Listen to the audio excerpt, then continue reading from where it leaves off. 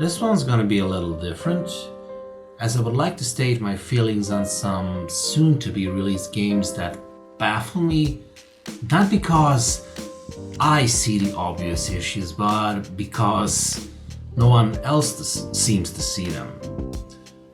The moment Silent Hill 2 Remake was announced, I didn't feel reassured.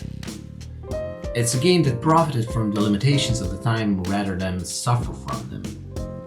The remake, for one, won't have that eerie, uncanny feeling of the time when the graphics and sound were starting to showcase a more realistic approach to story style and characters that gave it that creepy charm.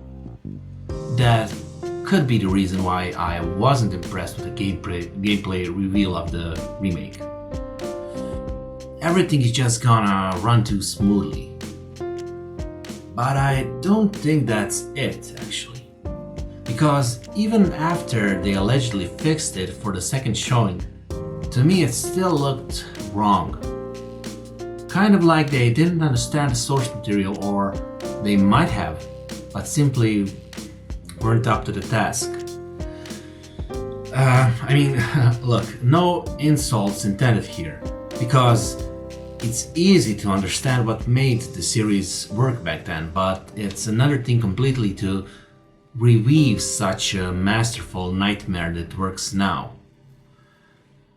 It's hard, but it can be done because every era has that uncomfortable truth that the present just can't accept until it's the past.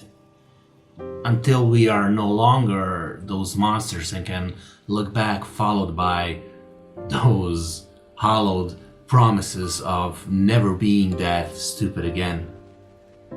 You can't remake that truth, that ugly reflection.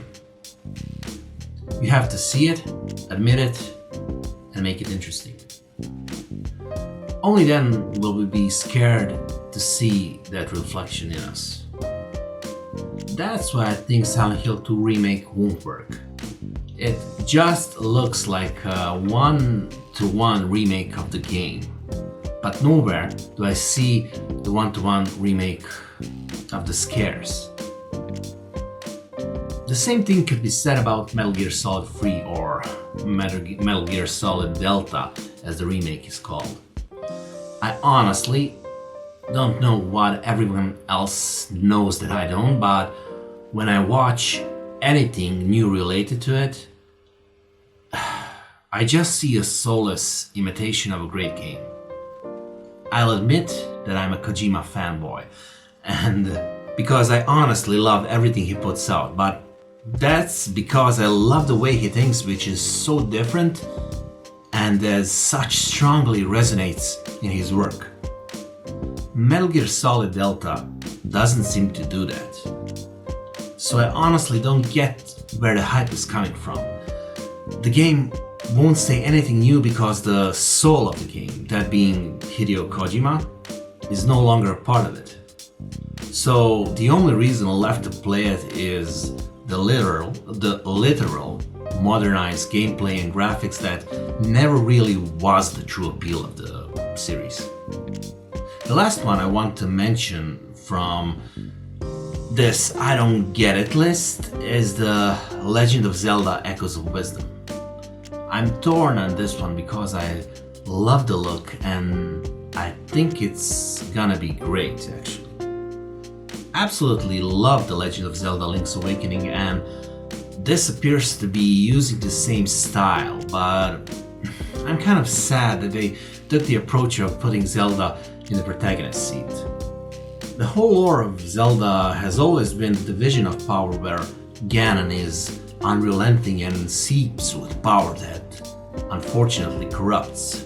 Zelda keeps it all together in her seemingly limitless ability to keep everything in perspective with her boundless wisdom, and Link, overwhelmed in every sense, pushes through unimaginable odds to restore balance, representing hope by the will of courage.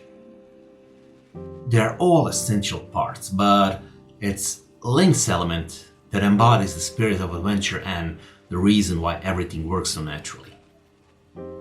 I don't know, maybe I'm overthinking this one, but well, maybe I'm overthinking everything and all three of them will be great. I would happily be wrong here, but I just had to make this list because I seem to be in the minority. So I felt the urge to express my thoughts for the future when all these questions have been settled. People have tendencies to reshape their memories in hindsight, so I just wanted to say it here at this point in time. I don't like the look of this, and I don't like where this is going. Thanks for listening, and see you next time.